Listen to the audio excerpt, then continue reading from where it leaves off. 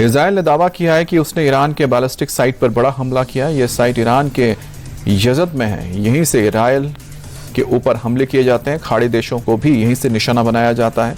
यजद से जो तस्वीरें आई हैं उनमें आग के गोले उठते दिख रहे हैं। दावा किया जा रहा है कि यही ईरान की सबसे महत्वपूर्ण मिसाइल साइट है और ईरान यहाँ भारी तादाद में बैलिस्टिक मिसाइलों के जखीरे को जमा करके रखा था।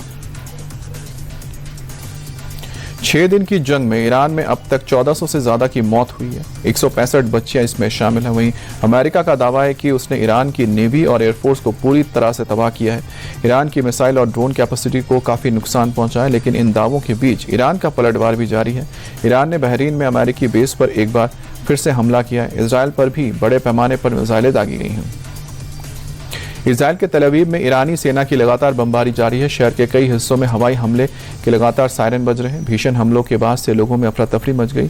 सायरन बजते ही लोग बंकर की तरफ भाग रहे हैं। नेतन्याहू सरकार ने पहले ही लोगों से सावधान रहने के लिए कहा है। वहीं ताबड़तोड़ बमबारी के चलते कई इमारतों को नुकसान पहुंचा है। ईरान ने उत्तरी इराक के इरबिल में लगातार दूसरे दिन अमेरिकी स्टैब्लिशमेंट को निशाना बनाया और मिसाइल अटैक किया। हालांकि अमेरिकी एयर डिफेंस सिस्टम ने ईरानी ड्रोन्स को इंटरसेप्ट करके हवा में ही तबाह कर दिया, लेकिन अंकावा के रिहायशी इलाके में ड्रोन का मलबा गिरने से इमारतों को नुकसान पहुंचा। ड्रोन के टुकड़ों से एक चर्च की इमारत को भी नुकसान हुआ है। कतर में ईरान ने फिर से अमेरिकी ठिकानों को निशाना बनाया है। ईरानी फोर्सेस ने अमेरिकी ठिकानों पर मिसाइल से ताबड़तोड़ हमले किए। कुछ मिसाइलों को कतर के एयर डिफेंस सिस्टम ने इंटरसेप्ट किया, तो वहीं कुछ मिसाइलों ने एयर डिफेंस सिस्टम को चकमा दिया है। अमेरिकी सैन्य ठिकानों पर मिसाइल गिरने से भारी नुकसान हुआ है। ईरान के राष्ट्रपति मसूद पेज़ेश्कियान ने खाड़ी देशों को संदेश दिया है।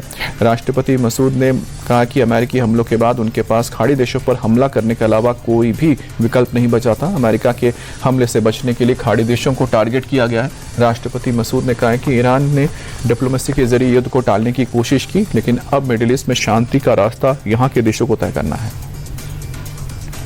अमेरिकी राष्ट्रपति डोनाल्ड ट्रंप ने ईरान में जंग के दौरान अमेरिकी सेना की कार्रवाई की तारीफ की है। ट्रंप ने कहा है कि अमेरिकी सेना जंग के मैदान में बहुत शानदार काम कर रही है और ऑपरेशन एपिक फ्यूरी में बेहतरीन प्रगति हुई है।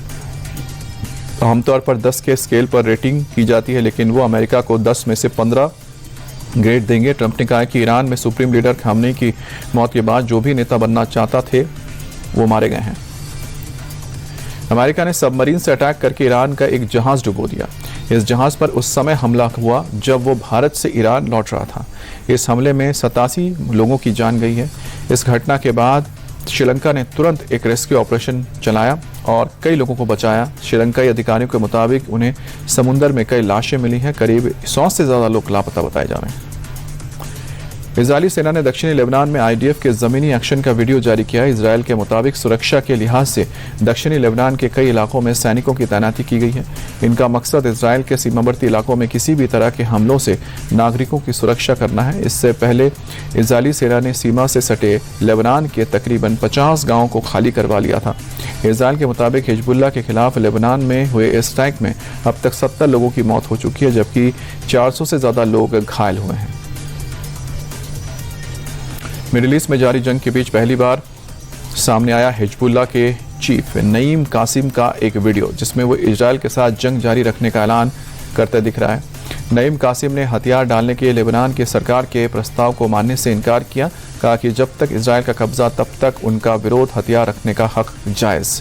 लेबनान के नेताओं ने इजरायल में दागे जा रहे हिजबुल्लाह के मिसाइल्स को अवैध करार दिया है।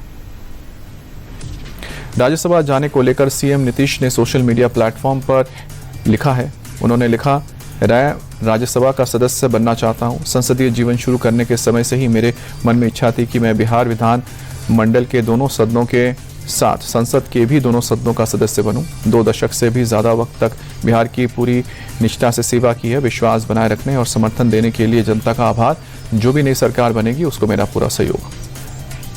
नीतीश कुमार के राज्यसभा जाने से जेडीयू कार्यकर्ताओं में रोष है। सीएम आवास के बाहर सैकड़ों कार्यकर्ता जुटे, जमकर नारेबाजी की। सीएम आवास की बैठक के लिए पहुंचे हिलसा से जेडीयू विधायक कृष्ण मुरारी शरण को भारी विरोध का सामना करना पड़ा। नाराज कार्यकर्ताओं ने विधायक की गाड़ी को घेर लिया और उन्हें अंदर जाने से भी रोक दिया। भारी गुस्सा देख विधायक ने अपनी गाड़ी को तेजी से बैक किया और वहां से निकल गए। नीतीश कुमार के बेटे निशांत की ओर से भी आज बिहार की सक्रिय राजनीति में एंट्री की बात है। निशांत कुमार आज पार्टी की सदस्यता ले सकते हैं। बताया जा रहा है कि जेडीयू निशांत कुमार को बिहार विधान परिषद में भेजेगी। सूत्रों के मुताबिक निशांत कुमार को अहम जिम्मेदारी मिलने वाली है। उन्हें बिहार का डिप्टी सीएम बनाया जा सकता है। बिहार में 20 साल से 10 बार सीएम बन चुके नीतीश कुमार राज्यसभा के लिए सहमति के बाद नए सीएम के नाम पर चर्चा तेज हो गई है। इस बात की भी चर्चा है कि बिहार में पहली बार बीजेपी का सीएम होगा। सीएम की रेस में केंद्रीय मंत्री नित्यानंद राय का नाम सबसे आगे। मुख्यमंत्री की रेस में डिप्टी सीएम सम्राट चौधरी भी दूसरे नंबर पर सबसे आगे चल रहे हैं। नीतीश कुमार का राजनीतिक सफर दिलचस्प रहा, संघर्षपूर्ण रहा। 1985 में नीतीश ने निर्दलीय उम्मीदवार के रूप में विधानसभा में कदम रखा। 1989 में पहली बार संसद में पहुंचे और केंद्र में मंत्री भी बने। 1994 में जॉर्ज फर्नांडिस के साथ समता पार्टी बनाई और यही उनके राजनीतिक जीवन का अहम मोड़ साबित हुआ। 1996 में वाजपेयी सरकार में रेल मंत्री बने और कृषि मंत्री भी रहे। सन 2000 में केंद्र से बिहार लौटे और पहली बार सीएम बने, लेकिन 7 दिन की सरकार चली। 2005 में फिर सीएम बने और फिर 20 साल में 10 बार सीएम की कुर्सी पर बैठने का रिकॉर्ड बनाया। उत्तराखंड में हिमालय की गोद में बसे चौबटिया में भारत और जापान के बीच सैन्य अभ्यास धर्मा गार्जियन जोर शोर से चल रहा है। भारतीय सेना और Japan ground self defence force के बीच ये 7वां संयुक्त सैन्य अभियान है। 24 फरवरी से शुरू हुआ ये सैन्य अभ्यास 9 मार्च तक चलेगा। इस बार दोनों देशों के 120 सैनिकों का दल इसमें हिस्सा ले रहा है। ये संयुक्त अभ्यास बारी बारी से भारत और जापान में आयोजित किया जाता है। दिल्ली के सदर बाजार में भीषण आग लगने की घटना में 2 लोगों की जान चली गई। इस हादसे में शख्स बुरी तरह से घायल भी हुआ। ये आग 12 टूटी चौक के पास एक 4 मंजिला इमारत में लगी। आग प्लास्टिक के खिलौने के कारण तेजी से फैली और आग की ऊंची लपटें पूरे इलाके को अपनी चपेट में ले लिया। दमकल की 20 गाड़ियों ने मौके पर पहुंचकर आग पर काबू पाया।